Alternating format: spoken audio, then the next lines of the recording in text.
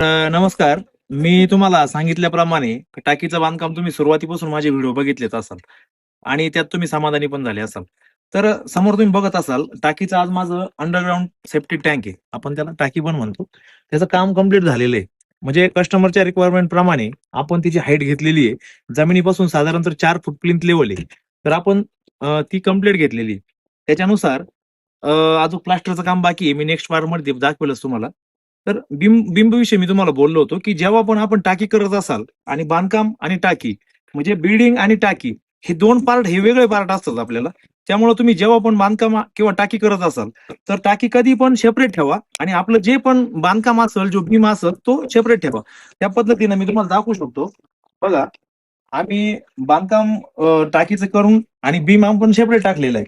हां, पण जेव्हा पण तुम्ही स्टील काम पण करत असाल, तर तो व्हिडिओ मी अजून बनवणार आहे. तर त्या पण गोष्टी ज्या छोट्या-छोट्या काही टिप्स असतात, आपण त्या पण नेक्स्ट मार्कमध्ये तुम्हाला दाखवून देऊ. तुम्ही बघू शकता. आपण चारही बाजूने जो बीम घेतलाय ना, चारही बाजूने आपण वेगळा बीम घेतलेला आहे. म्हणजे बांधकाम वेगळं केलंय आणि बीम पण वेगळा